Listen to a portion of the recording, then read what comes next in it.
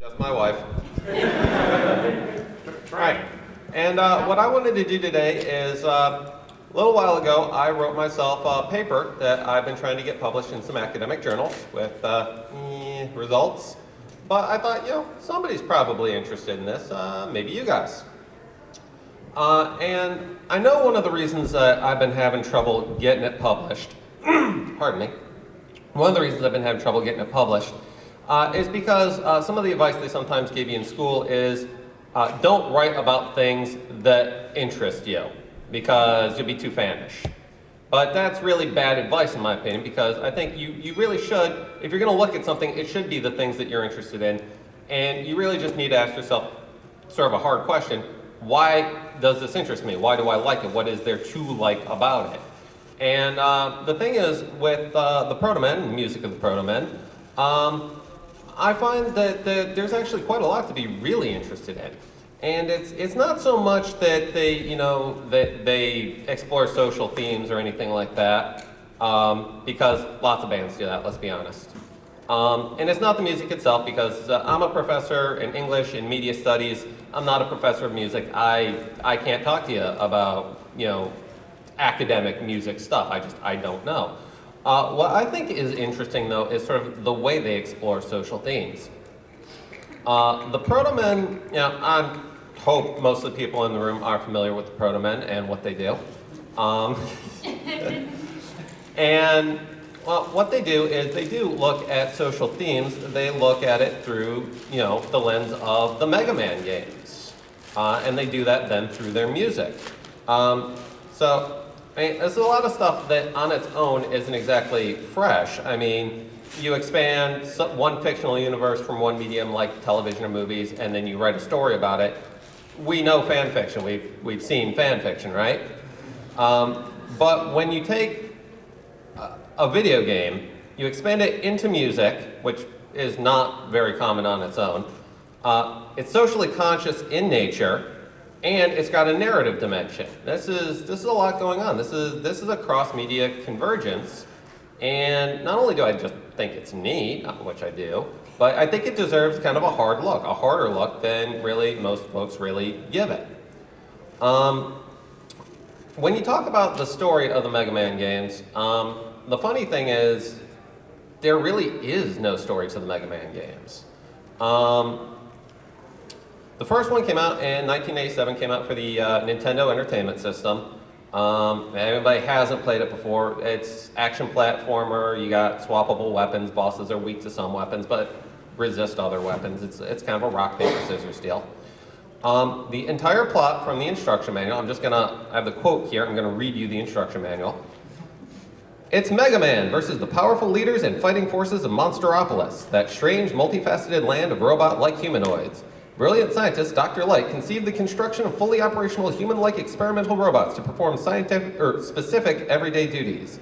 Dr. Light and his assistant, Dr. Wily, encouraged with their very first near-human robot, Mega Man, proceeded to develop 6 additional humanoids, all programmed to perform prescribed rituals. But with the exception of Mega Man, all of Dr. Light's near-human robot experimentation went awry. Assistant Dr. Wily turned disloyal, reprogramming Dr. Light's humanoids, now bent on destroying opposition so Dr. Wily could control the world and its resources. Resisting reprogramming, Mega Man is chosen the defender of the universe and its inhabitants. Mega Man dares to single-handedly penetrate 7 separate empires of Monsteropolis, eliminating the leaders and followers of these sovereignties. Which, in addition to the fact that it has some odd word choices, is all the plot you get for that entire game. There's nothing in the game, there's nothing anywhere else, that's the plot. That's all you get. But it does what it needs to do. It introduces most of the major characters, their goals and their relationships to one another. You get Dr. Light, you get Dr. Wily, you get Mega Man, what they do, where they're from. The only exception, as far as things that are important to the music of the Protomen, is Protoman himself, who's from Mega Man 3. Again, not much plot in the game. All they really tell you in the manual this time is that a reformed Dr. Wily is working with Dr. Light on a project named Gamma. They need Mega Man to get some components from some renegade robots. That's all you get. Protoman is not named or described in the manual. He's not named anywhere in the game itself. You see him occasionally. He shows up, sometimes he fights you, sometimes he helps you. The only time you get anything about the guy is after you beat the game. It's in the ending. Tells you his name is Protomen, he's Mega Man's brother. That's all you get, and that's the only time you get it. So, I mean, you want to talk about expanding the universe here, you've got a lot of room to work with. All you have are the very basic pieces. I was thinking about summing up the plot of the Protomen albums, but is there anybody in here who actually needs me to do that for them? Okay, yeah, we got some fans here, I think. So I'm going to go ahead and skip past that part, and so as you guys do know then, it's they really take a look at, what are the fascistic undertones inside the plot of the game. I mean, how does this one guy, Dr. Wily, get to run everything? So they take what little scraps of narrative we start with, and they run with it. And the way they do it is, like I said earlier, it's fan fiction, right? But if anybody's ever said the double F word around the band, yeah, you'll see them wince. They don't like to hear that. It is, though. Can't get around it. And fan fiction, as a recognized form, goes back to at least the early 1960s. Potentially even earlier than that. So they take this work, they expand the gap in the narratives. Protomen themselves, obviously, you see disclaimers to this effect all the time. They're not affiliated with the Capcom Corporation. They don't have any license to work with the characters. A couple months ago, there was even a rumor going around that Capcom had sent them a cease and desist letter, which was not true. So they're operating outside the bounds of, recognized authority. So far, this is hitting all the flags that say fan fiction, right? The only real distinction there between what they do and fan fiction as we know it is that, the Protomen are a professional music act. They make money, they sell records, they perform concerts, they get paid. But most of the experts on fan fiction will tell you that's not really a clean distinction between fan fiction and professional fiction. Doesn't have anything to do with quality or the essential nature of the work, expanding somebody else's original ideas. Basically what it comes down to is characterization. And anybody who writes fan fiction has to be really careful to maintain a consistent character. The whole reason you might read somebody's fan work is because you like the characters. It's not because you like their writing, don't know anything about their writing. You come to it for the characters. So if they don't get the characters right, then you don't want it. The more well-defined a character is, obviously, the harder it is to maintain a consistent view of this character. Again, just like the story, the characters in the Mega Man games, we don't know a lot about them. We know that Dr. Light and Mega Man are the heroes. We know Dr. Wily is the villain. We know Protoman's somewhere in the middle.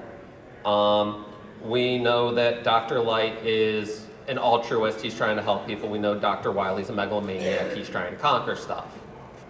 They hit all these beats in their albums. They can keep consistent with the characters in their songs. So other than that, what are the motivations?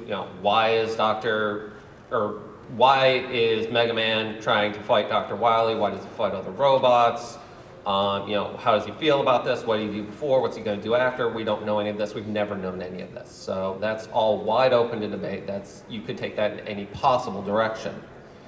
But as far as characters in the Protomen albums go, arguably the most important character is the regular citizens, just the average Joes who just stand around and don't do much of anything. But besides that, they're super important to the music. The games never mention them. As far as you know in the games, the city of Monsteropolis has exactly 0 human people living in it. But if you really think about the narrative, Dr. Wily reprograms these robots, he conquers the city. Well, what were these people doing all this time? Were they just sitting on their hands? Well, what's going on there? So it's a fairly important question to think about, and as is the question of why is Mega Man the only guy who can save them? So by basically sticking to the essential character points, the essential plot points, and just opening up into that space that, I don't know if any of us had actually thought about beforehand, but opening up into that space, they can take their work and open the universe and make it feel authentic, make it feel true to the original characters, even though they're really doing something a lot more grim than the original designers had any designs on. The interesting thing, though, about what the Protomen do isn't just that they're doing musical fan fiction. The thing is, the Mega Man games are, if you'll allow me to say something really stupid, the Mega Man games are games. There's a play component. You play them. There's not just a story. In fact, as I said, there's very little story. So the Protomen their albums and their music don't just have a story dimension. It also does have a play dimension. They generate it through their website and the mailing list, if any of you guys are on the email list, and especially through the live performances. It's not exactly the same, but it's very similar to what people do sometimes with alternate reality gaming. Basically, the deal with an alternate reality game is you create a sort of separate fictional narrative.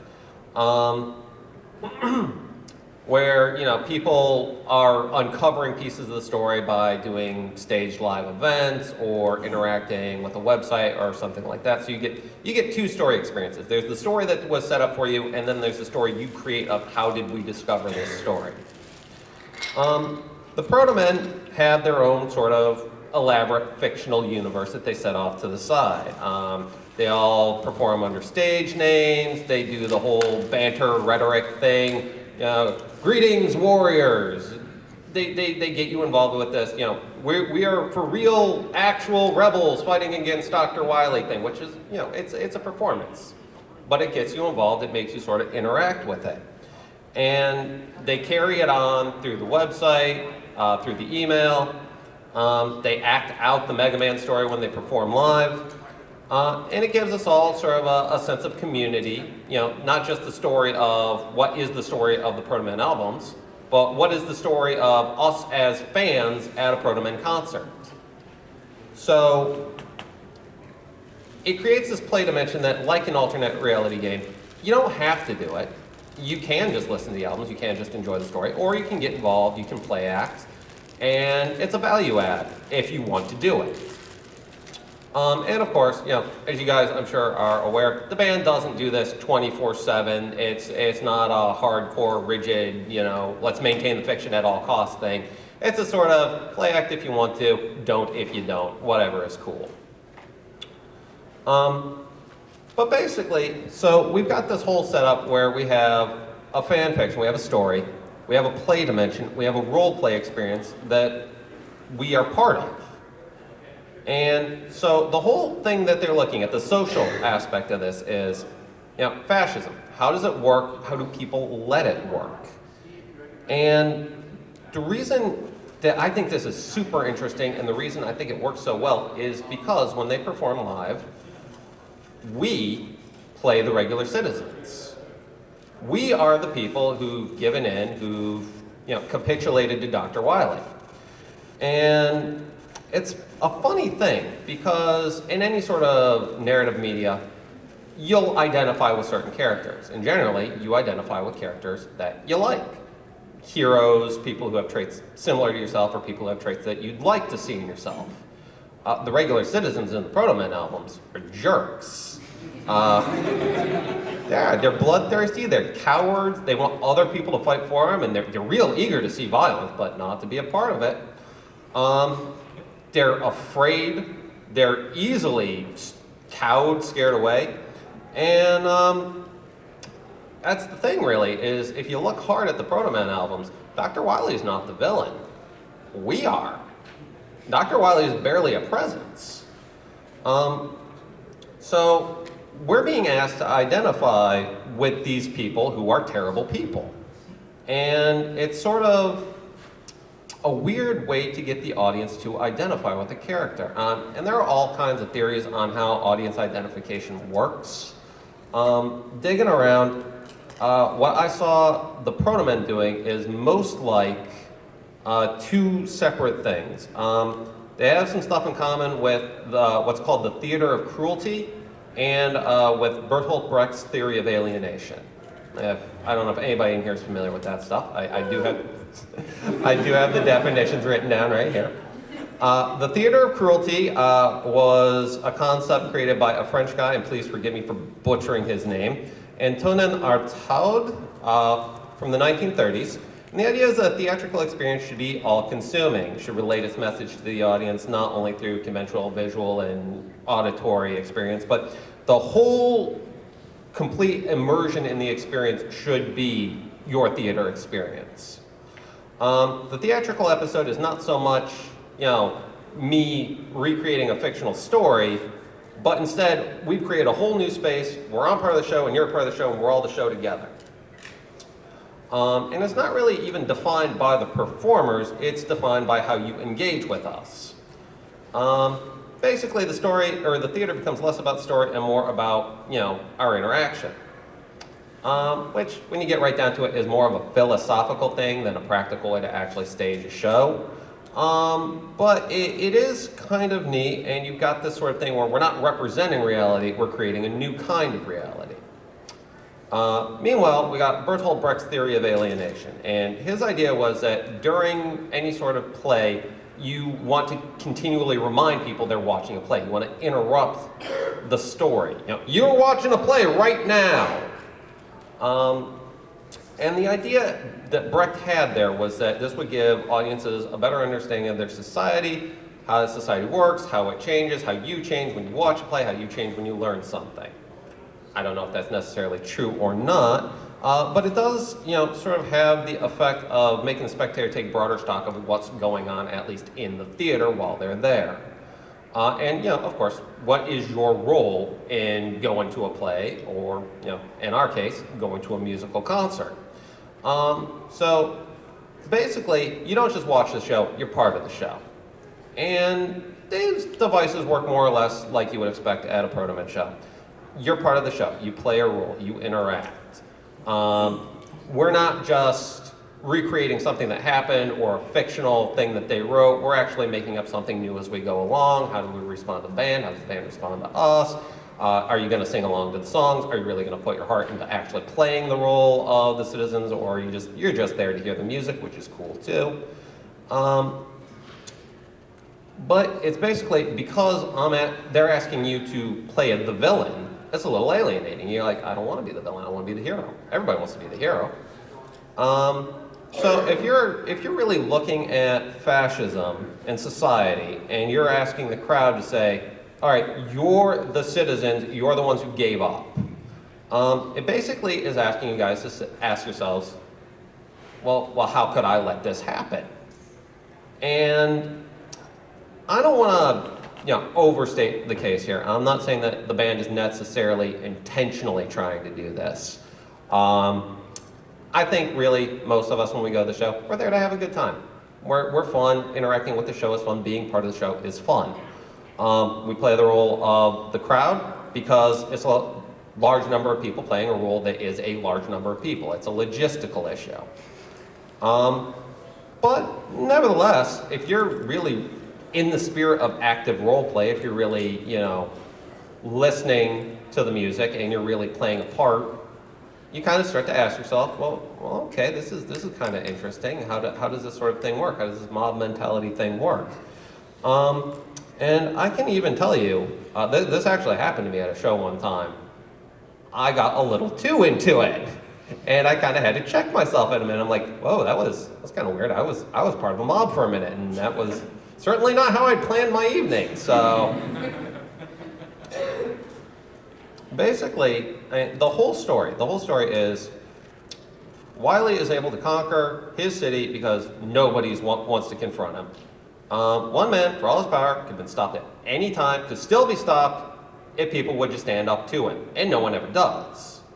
So, if you're in the boots of these people, you kind of ask yourself, what would I do if I was in this scenario?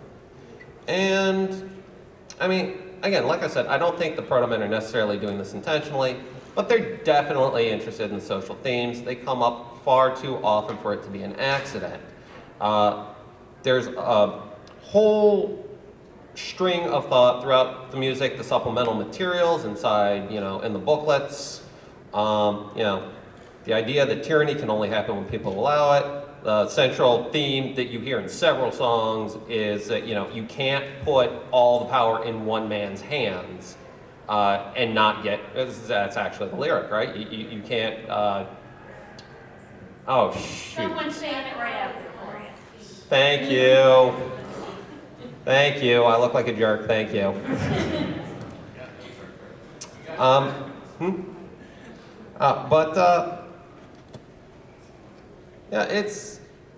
If you'll allow me, I would actually like to just read my conclusion from my paper to you guys, to sum up. Which is, the Protomen use the characters and the basic narrative skeleton of the Mega Man games to craft their own story, one where questions regarding fascism and social responsibility are posed to their audience. Because the Protomen's medium of choice is music, it offers a unique opportunity for role-playing experience, which both parallels the nature of the game itself and creates the opportunity for the audience to more greatly invest in the thematic and ideological content of their work. This is what I meant when I said that the Protomen create a cross-media convergence that deserves critical analysis. The music and performances created by the Protomen ask their fans to imagine a grim, hopeless future populated with cowards and villains, and then invites them to confront their own failings as a society by casting them as the architects of this dystopia. The Protomen posit a reality where you, the audience, have destroyed society through cowardice and inaction. Any fan who honestly engages themselves with their role in the show will at some point come away asking themselves questions about their own social responsibility and bravery.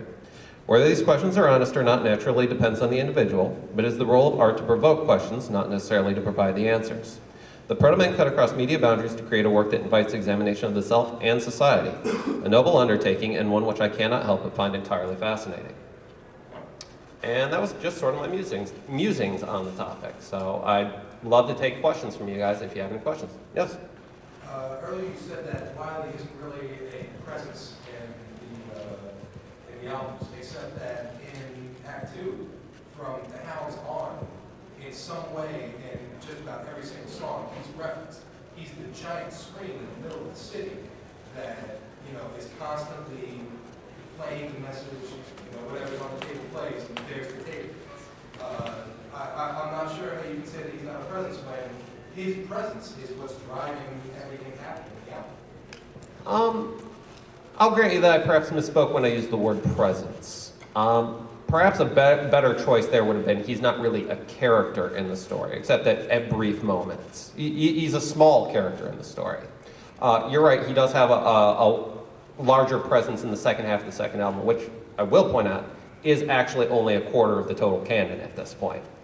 What I did mean by that was to say that while Wiley is definitely a figure, he provides a function in the story. When you look at, who is the villain of this piece, well, it's the crowd that is there all the time. The crowd is there. They want blood. The crowd is there egging things on. The crowd is there making things worse. It is the crowd that's the bad guys. Although, and again, this may just be a function of performance and of the fact that they have added Turbo Lover to the lineup. He's probably going to be a bigger role going forward. Up front. What's Joe's role in all of this? Because we identify with the crowd as being us, of course, but Joe is one of the only people that are standing apart from the crowd. He's not special built like Mega Man was, but he was there when the changes were happening. That's actually a great question. I don't know if everybody could hear it. He was asking about Joe. What's Joe's function in this? Because Joe is a normal person and not a robot, not a warrior. And that's actually a very interesting thing that actually you could probably spend a lot of time on the analysis of that specific character. Wherein he is a regular citizen, but he does have the bravery to stand up. Certainly you can interpret that in multiple different ways. If you look at history, I mean, even in situations where there is tyranny, where there has been actual, systems like this set up, you do have revolutionaries, you do have rebels. They frequently do fail, which is the sad truth. But it does indicate the idea of hope, which is definitely something that, if you want to be honest about the narrative and about its potentials, in a social context, there is always the hope that people will do the right thing, and they sometimes do. So, if you ask me, I would say, first of all, I probably want to spend more time thinking about that because it's a great question. But I would say, secondly, hope. Hope is his function. In the back. So in terms of discussion on the crowd, so the idea that they're a villain piece, which I completely agree on. This idea that they sort of fuel conflict by not acting, by simply standing and listening, watching. And in a way, we do occupy that space, and I agree. By listening to the albums, by simply hearing what's going on, it kind of leaves us in that same voyeuristic position where we're just watching what's going on and just kind of not doing anything to assist it. But in terms of the rest of the sort of AR experience, so to speak, the whole augmented reality aspect, in terms of the males, and the way that they refer to people who are there, or the way that they psych everyone up when being in concert, with the whole, like, let's fight back, that whole aspect, it seems as if going to the concerts, being on the mailing list, you actually occupy a separate niche within that crowd. It's not that you're necessarily part of the crowd as a whole, but they seem to really emphasize this. You are the revolutionaries. You are the resistance. You are the ones fighting back. They keep saying, join us for the fight. And this way that kind of includes you within a specific subset and gives you more power than simply being part of the crowd within the text, within the series as a whole, so to speak. This is absolutely true. You are, as is often the case, you're playing a couple different roles. Yeah. You're the villains during the show. Outside of the show, you're not the villains, which is a nice mitigating factor because being the villain all the time is pretty alienating, right? So we're not always the bad guys. We do the role of the bad guy. We also do the role of the Joe role, the hope role, right? So we carry a couple different functions. I'm just going to kind of respond, I think, rather than ask a question. Sure. In terms of how you're sort of straddling being the villain or, or the rebel at the end of the concert, what strikes me is if you go to a performance in Act 1 and there's that profound sense of despair and regret that seems to be going through the crowd at the end, like, we've just done a terrible thing. Why did we do that? Which I think sort of bridges you from being someone, or should ideally bridge you as your little microcosm character from being someone who stands by and someone who fights. That actually is pretty interesting too, just the divide between Acts 1 and Act 2. Because you're not only talking about, what is the space that we occupy as the audience, you also really have to, it's a product, you have to question what is the space that the band occupies. And between Acts 1 and Act 2, they've seen their fan base grow, they've gotten more popular, they've been more successful, they are more hopeful. So I mean, this colors things, this colors the narrative, this colors our interactions. So this whole thing is not taking place in a vacuum. You're absolutely right. It also presents another interesting middle ground between the Pope and then the villains of the crowd. Where's Light in all of this? Because, I mean, he never really directly confronts Wiley, save for Keep Quiet, where he kills one robot. But he always sends out people to do it, even though he creates them. It's like he's sort of in the middle of taking action and sort of standing by. Light is kind of an interesting character in this narrative. Because Light is, in many ways, as much an architect of the problem as Wiley is. Which they definitely hit on inside the story of the music. I think in a lot of ways, I'm not sure what to make of Light myself. So that's an entirely fair question. In response to that, Light is technically also the villain to the people. He cannot show his face in front of that crowd, or he will be killed. That's why he sends Joe out to kill his creation. And this is fair too, and again, puts us once again back in the villain slot, right? So Yes. it's also a good way to keep things moving, keep us moving, keep the show moving. In the back. Well, if you really want to go into Light's function and role, every ideal are about good intentions, but you can easily twist them into something darker, like how Russia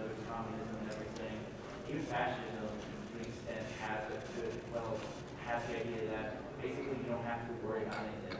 Basically, what I think light represents in the narrative, what twisting, I feel being twisted to do something wrong. Because if you remember correctly, he did it because his father died in line when he was young.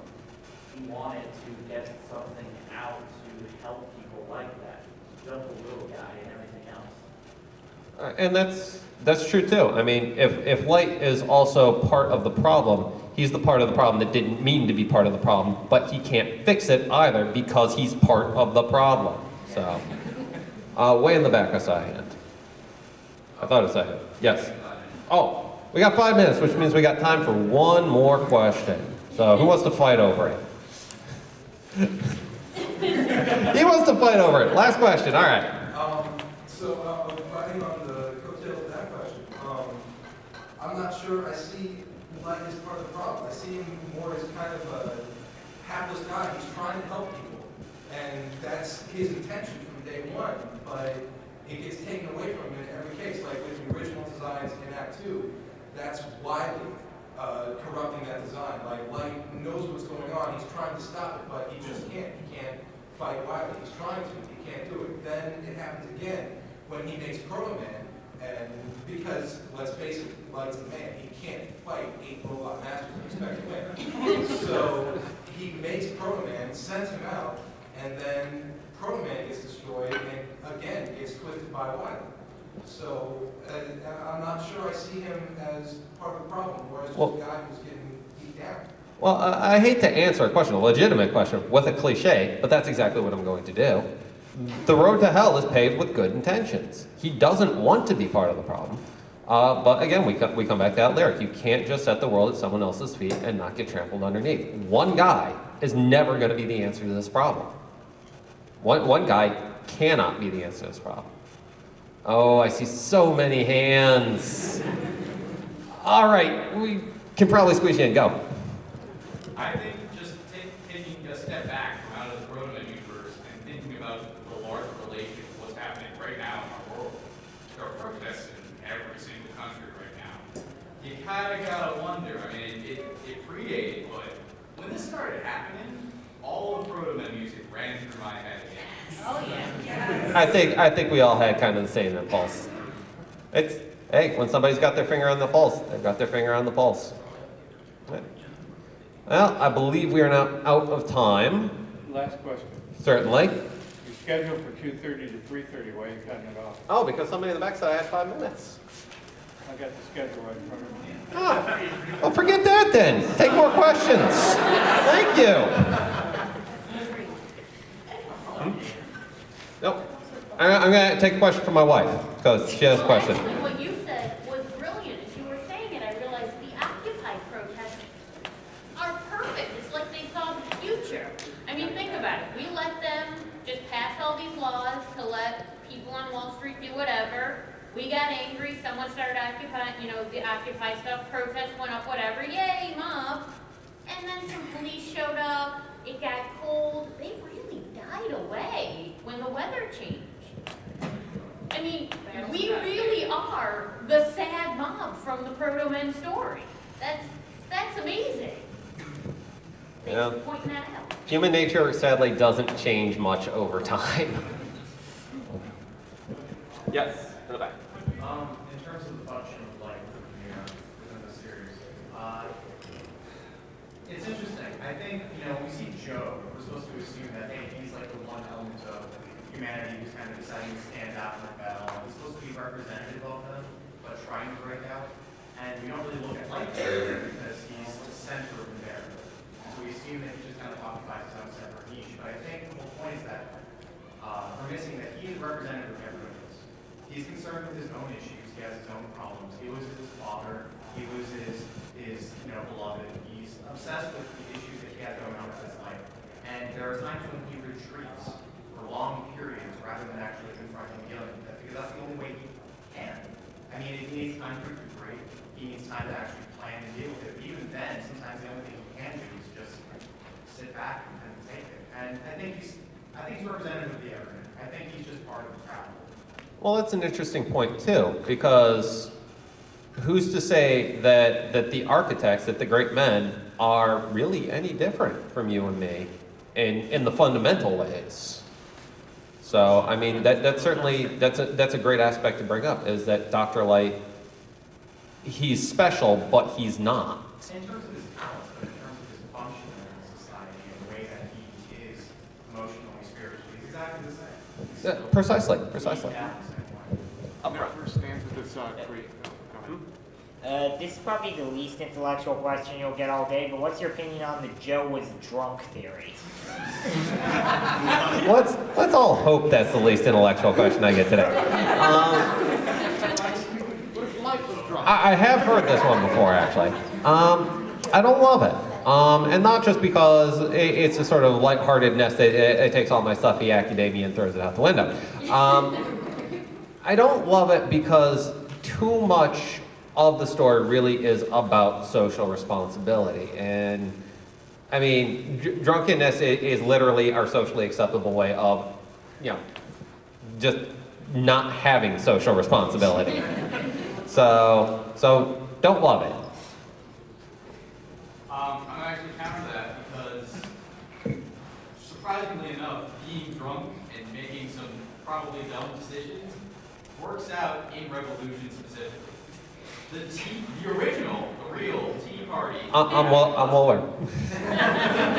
All of it, the entire. That doesn't even sound like a good idea. You'd have to be pretty drunk. Neither does driving a motorcycle into a door. Up front. On the coattails of the whole Dr. Light trying to stay out of focus, it kind of proves, like, towards the end of Act 1, that he wanted to stay out of it for good. He told Mega Man not to go out there. He told him to stay in the building. He told him not to try and fight. One man cannot do it on his own. Because he's seen Joe fail. He's seen Protoman fail. He does not want the same fate to befall Mega Man. And this is true, and this actually hits a couple of the points that we had already talked about, which is that number one, he's starting to learn his lesson. One man cannot do it. But on the other hand, by one man not going out, by staying in your house, turning your eyes away and ignoring it, that doesn't fix the problem either. So he, instead of, if there's a moral to the story, the moral is we all have to come together as a society to right societal wrongs. If nobody stands up, if nobody walks out, if there's no rallying point, there's nothing. So one man can't do it on his own, but one man not doing anything doesn't help at all. So, I mean, that hits a couple of points we're talking about. I saw a hand right behind you. Me? Did you not have a question? You stole everything Oh. I was gonna say. I'm good now. Cool. That's fine. I saw one in the back there. Okay, well, sorry, well, I also just want to point out, like, the Protomen in their own fictional stories that, well, they're a bunch of people who are trying to say something about the revolution, because it kind of reminds me of the old Bob Dylan thing, where basically people were talking about the protests of the old days and everything else. So, like, they are pretty much people who are going out and doing something about it, even if it's not governmental. They're at least trying to get the message out there, the story and everything else.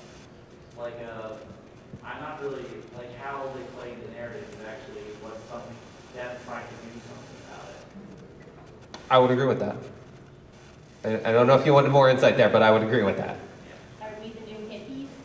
I don't wanna be the Hopefully new not. So I'll hand in the middle there.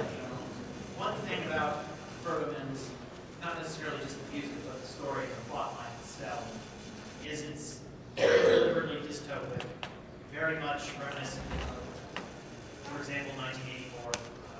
Wiley is a very big brother figure, kind of like what you said, and he's... You've actually got the telescreen, so yeah. Exactly, the telescreen and all that. The first act is very 1984. The whole concept of the dystopia, though, is, I kind of wonder if it's a little bit out of focus these days. I mean, granted, we have stuff like Occupy Wall Street and the like, but the more I look at the old dystopic stories, the more I begin to think what the Protomen are warning against isn't as much of a threat as something like what Aldous Huxley warned against in the regular world, where the idea that our pleasures and our vices are what's going to ultimately condemn us rather than, tyranny and oppression of fears. I think so too, and I think the dystopia is just one of those tropes that really sticks, that we all want to come back to time and again, because for whatever reason, it really sticks in the mind. And I think even the Protomen have sort of locked onto that too, because the divide between Act 1 and 2 is the divide from the dystopia to the brave new world. So it's definitely, I think, a better model. Although, while 1984 is very much a product of the fears of its time, the mid-20th century, there's still, I think, some more modern elements, some more brave new world, especially in Act 2, at the end of the house. One by one, they're tuning in. Exactly. A TV screen isn't the internet because it's... Which kind of makes me wonder if Act 3 is going to wind up, everything's going to be resolved, and there's going to be like a little stinger that's going to wind up like Brave New World. 20 years down the line, it's going to spell it all over. We're going to see, but I mean, you can... I don't even want to try to guess what's in that third album. One thing though, Panther did say that they did intend this as a tragedy, so there's a bit of a hint there. He said, Panther has said it was conceived as a tragedy, but Commander has said, on at least 2 occasions I've heard him, he already has 2 endings written for this. So. This is more of a question of curiosity. Oh, sorry. This is more of a question of curiosity, but did anyone, like at the, while they were screaming at Mega Man during Son of the Fate to like kill Protomen, did anyone else hear no? Heard someone say stop. Sounded British. No or stop. You got better ears than I do, man. Yeah, it sounded like someone, probably British, said stop. You're not reading it in there? No, it's on the left channel. Okay. Well, I do know when you go to see the shows, sometimes it will. Most people are chanting along the chorus parts in the thing, but you will get people shout out, no, no, stop. When Protoman comes out in his big poncho and whatnot, you get boos. I mean, people do stop even when we have our role to play. People do break out at the concert, which is great. Part of it is, the role play experience. Part of it is you and me are you and me, and we'll interpret it the way we want to because we want to have a good time while we're at the show. So, that's just sometimes how it shakes out. And the fact that it does shake out that way is also, I think, really kind of an interesting, societal thing, an interesting philosophical thing. Yes? I just realized after thinking about it for a minute. Okay. There's one person very faintly shouts, "Give us hope," which is very bizarre. It's called Protoman's dying. I think I have also heard that before, too. It's So. faint, it's there. And I've heard crowds shouting like Okay. What do you think with your whole thing about, one man can't do this? What is the interpretation of the stone that says hope rides alone? Because it's kind of an antithesis to the whole thing of no one man can do it. Can I say something then? By all means. The way I interpreted it was that was actually graffiti left by Protoman on his gravestone. There are a couple different ways you can read that. Again, you can read it as people failing to learn the lesson that you can't do it alone. It was to be a message to the people. From Protoman. He knew that he was going into a mission failing. You can also read it as, well, we've said, one man can't do it on his own, but hope is in here. Hope does ride alone. We ride together. So, and there are a couple different ways you could look at that. Yes? I'm the old guy in the crowd, but you talk about one man, but Edmund Burke, anybody know who that is? 18th century philosopher. The only thing necessary for evil to triumph is for good men to stand by and do nothing.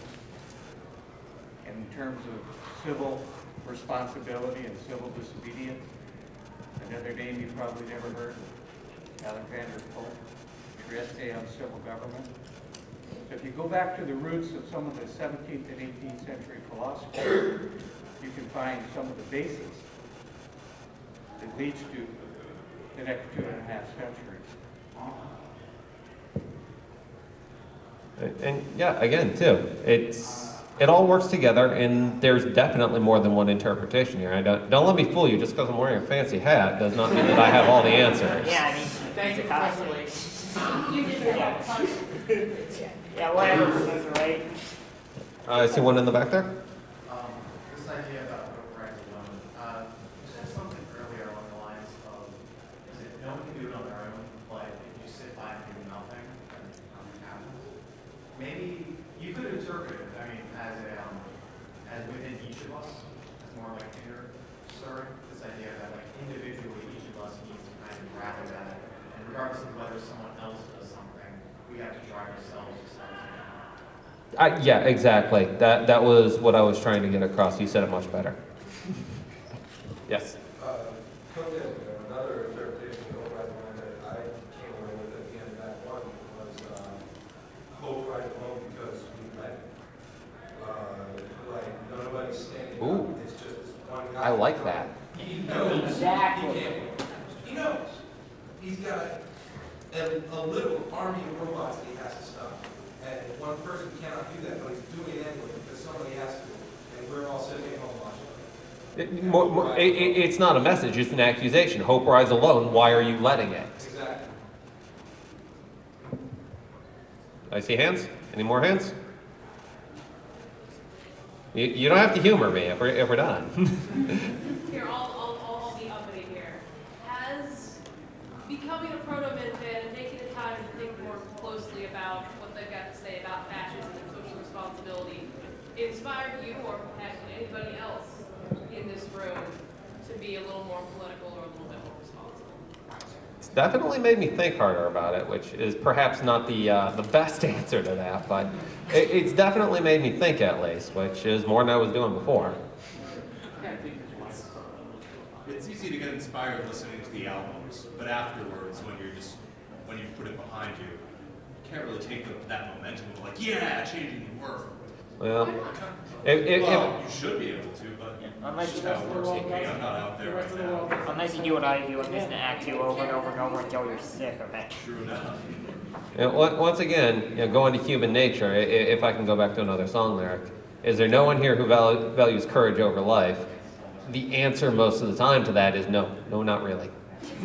Yeah, we don't want our heads chopped off. It's when you've got stuff to lose, and this actually is something, again with my wife here, something my wife and I have discussed just about the Occupy protests, which is that you need people who really have nothing to lose to go out there and make a lot of noise, because those of us who are better off, who are in better positions, who have at least some kind of job, well, we can't afford to go take to the streets because, we need to keep the lights on and the water running.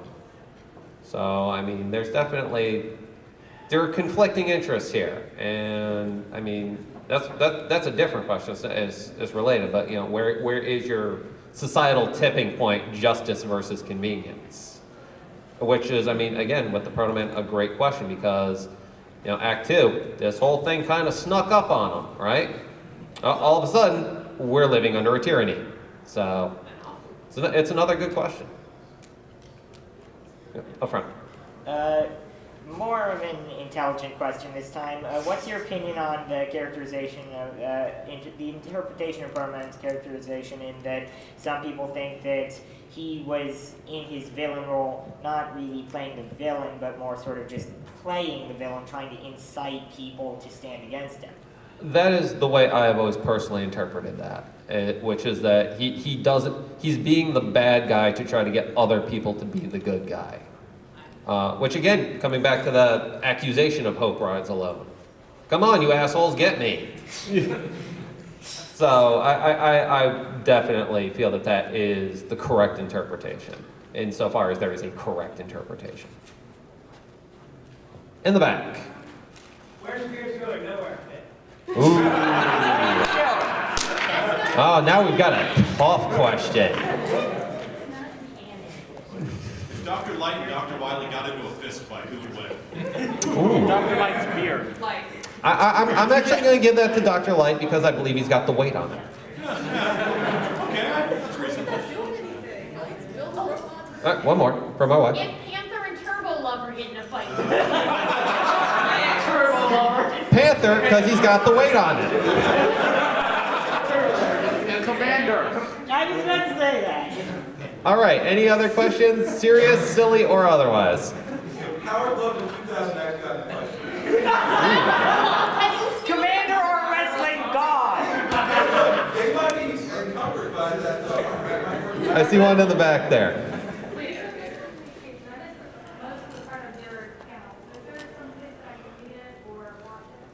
You know what? Catch me after I'm done talking here. Give me your email address. I'd be happy to, and this is true for anybody in here. Anybody who wants a paper copy of this, I would be happy to email you a Word document. Okay, going back to the performances and how they play roles, where is Kilroy in all of this? Because he's the only one that has the robot face. This is true, and I think it really works in the context of a framing device because, I mean, he's the beginning of the show, he's the end of the show, and he runs odds and ends during it, but he's not really part of the narrative show. So it's sort of, well, just like at the beginning of Act 1, you can actually hear somebody starting a record player. You know, this is a recording of something. This is Kilroy's function during the live show. Gather around and we'll tell ye a tale, sort of thing. He's also the drunk guy with the sledgehammer. You can never lose sight of that fact.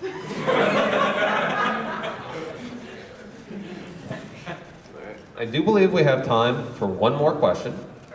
For real this time. It's 3:20 now. 3:22 according to someone's much more accurate watch. 321. So I see if I have. Where does Emily fit into all of this? Ooh, that is a good question. That is actually a very good question. Because on the one hand, we don't know much about her.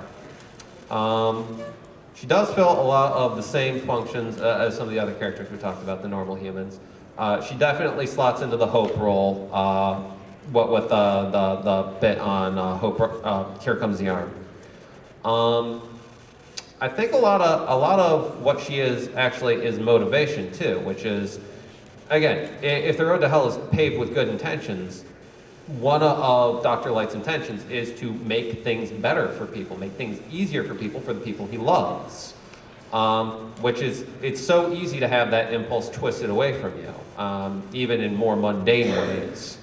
So that is, it's part of the humanizing influence of the story, I think, just to be able to say, you know, yes, these things happen, they don't happen in a vacuum. I mean, maybe there are bad guys in the world, but a lot of bad things happen when good guys do good things for good reasons, and you have a bad outcome anyways.